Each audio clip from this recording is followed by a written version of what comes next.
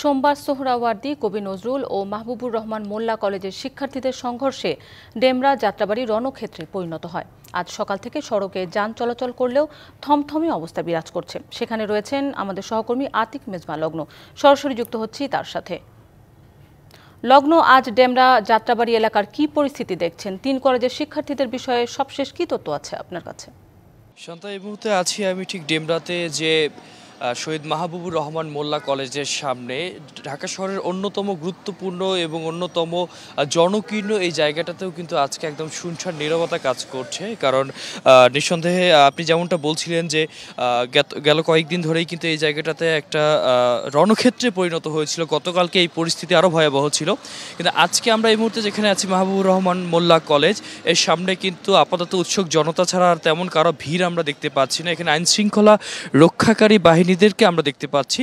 আর এর পাশাপাশি আমরা আসলে কর্তৃপক্ষদের সবার সাথে কথা বলার চেষ্টা করেছি। তারা আমাদেরকে যতদূর জানিয়েছে, এখন পর্যন্ত তারা স্পষ্টভাবে কোনো বিবৃতির কথা বলেনি। গতকাল থেকে এবং সকাল থেকে বিচ্ছিন্নভাবে আমরা জানতে পেরেছিলাম যে ওয়ারী থানার ডিসি মহোদয় উনি কথা বলবেন গণমাধ্যমের সাথে, সেটারও কোনো স্পষ্টতা পাইনি। তবে আরেকটি তথ্য আমাদের কাছে এসেছে, সেটি হচ্ছে ঢাকার ন্যাশনাল মেডিকেল কলেজ হাসপাতালের যে কর্তৃপক্ষ যারা আছেন তারা একটা ব্রিফের আয়োজন করেছেন বেলা 12:15 নাগাদ। সেটি শুরু হওয়ার কথা। সেটি শুরু হলে তাদের পক্ষ থেকে আসলে কি কি পদক্ষেপ নিচ্ছে সেটি আমরা জানতে পারবো। বাট আপাতত এখানে আইনশৃঙ্খলা রক্ষাকারী বাহিনীদের সাথে আমরা অফেয়ারে কথা বলে তারা যতটুকু আমাদেরকে নিশ্চিত করেছে বা আমরা জানতে পেরেছি, সেখানে বলা হয়েছে যে তারা আপাতত এই জায়গাটিতে নিরাপত্তা জোরদার করছেন এবং কোনো ধরনের যেন সংঘাত না হয় এই জন্য 3টা পক্ষ, অর্থাৎ শহীদ সোহরাওয়ার্দী কলেজ এবং ন্যাশনাল মেডিকেল কলেজ হাসপাতাল এবং এই ডক্টর মাহবুবুর রহমান মোল্লা কলেজের যারা শিক্ষার্থীরা আছেন এবং শিক্ষকরা আছেন, সবাই মিলে বসে একটা সমঝোতার চেষ্টা তারা করছেন।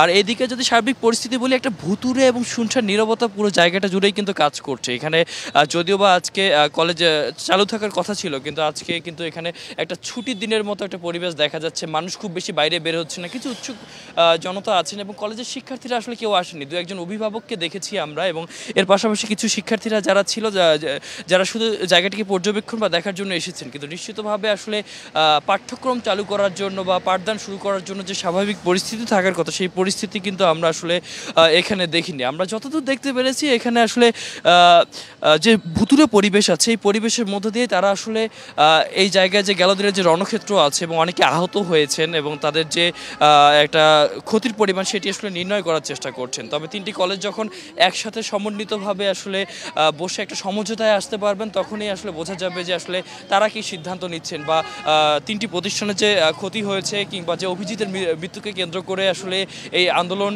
বা এই বিক্ষোভের সৃষ্টি হয়েছে, সেই বিক্ষোভ সম্পর্কে আসলে জানা যাবে যে আসলে তারা কি পদক্ষেপ নিচ্ছেন এবং কলেজ কর্তৃপক্ষ কি পদক্ষেপ নিচ্ছেন। এবং 3টি পক্ষ যখন আসলে আজকে একসাথে বসবে, তখনই বিষয়টা স্পষ্ট হবে। যেহেতু ঢাকা ন্যাশনাল মেডিকেল কলেজ হাসপাতালে একটা ব্রিফিং আছে, সেই ব্রিফিংয়ে তাদের কথা শোনার মাধ্যমে আমরা আসলে বুঝতে পারবো যে সর্বশেষ আসলে সেখানে তারা কি সিদ্ধান্ত নিচ্ছেন। এবং আইনশৃঙ্খলা রক্ষাকারী বাহিনীর কাছ থেকে যদি স্পষ্ট কোনো আমরা তথ্য পাই, তাহলে আমরা নিশ্চিত হতে পারবো যে আইনশৃঙ্খলা রক্ষাকারী বাহিনী আসলে এখানে সমঝোতার চেষ্টা করছেন কিনা। এরই মধ্যে আমরা জেনেছি যে